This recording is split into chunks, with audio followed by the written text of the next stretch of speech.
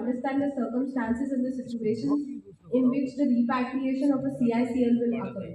There could be only 5 situations where restoration or repatriation of a CICL would occur, and in that convergence of different authorities would also be essential.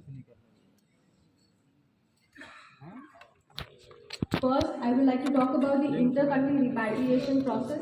As Sir has already given a brief overview of what is going to be there in the protocol situation wise, we are going to cover each and everything in these protocols. What are the issues that are faced with regard to the translator is not available, or if there is a child who has some medical condition due to which he is unable to inform about the whereabouts. What kind of assistance can be given to the child? What can be assistance that can be taken by the officials? So all those things has been covered in these protocols, and also the Ghar portal will make it easier to understand that okay, where the translator is not available, what is the procedure that needs to be followed, how digitally things can be solved. So those things will come in the subsequent slides. And in the inter-country repatriation, we have made certain steps on the portal as well. Where inter-country repatriation, there will be step 1, that is the registration process. Then the step 2, where the CWCs or the JJPs are supposed to fill out the information about the child, what kind of basic details are there for the child, and then step 3 would be basically like a follow-up. So in case the country, there is convergence between the MEA and the MHA for inter-country repatriation, then on step 2 itself, the case can be disposed of when we come down to inter-country repatriation. And then the step 3, for hard to repatriate children, we do have a system where the DCP or the CWC, whoever is filling the form, can upload information that it is becoming difficult to have repatriate the child due to XYZ reasons, and then NCPCR or the ministry can take initiative in that.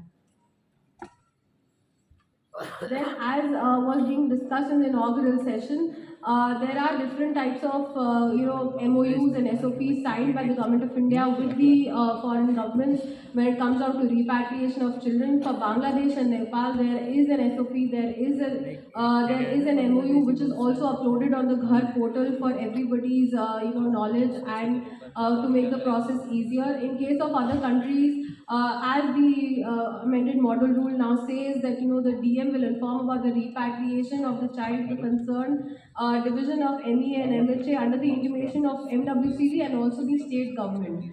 And then the repatriation process will actually take place through the MEA and the MHA. The concerned divisions of MEA and MHA country-wise have also been uploaded on the Ghar portal.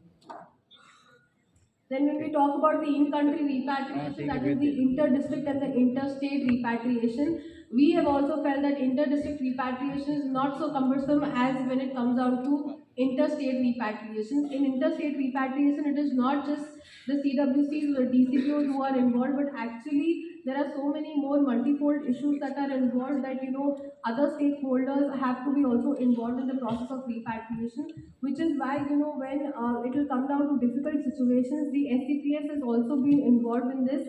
As Sir has rightly said, there are timelines now. There is a timeline for reporting about a problem to SCPS within 24 hours. There is a timeline for SCPS to provide that assistance to the CWC within 3 days. So all those things have been given in a very detailed manner in the protocol document, which is there in your pen drive. Then if you see the start, the repatriation and transfer of a CNCP. So in this case, inter-district, interstate and inter-country transfer, all these 3 situations have been given in this table. This is also available in our protocol document. When we talk about inter-district transfer, the CWCs first have to able to identify the whereabouts of the child and then understand that where the child has to be transferred.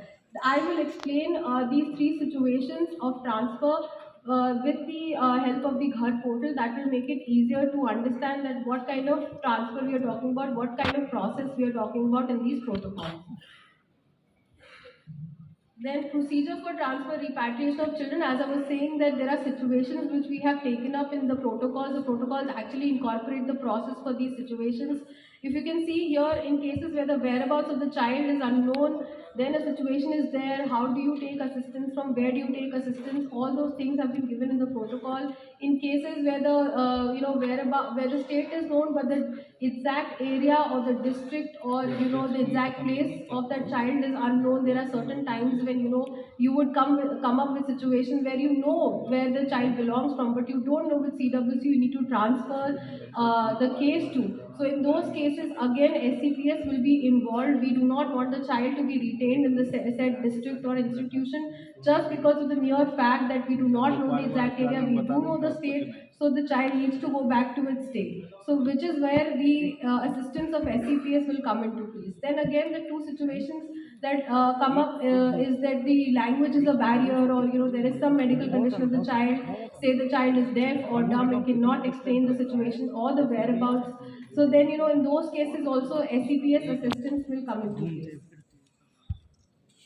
Now to talk about Ghar, Go Home and Reunite portal, sir has already given you a detailed overview of this portal.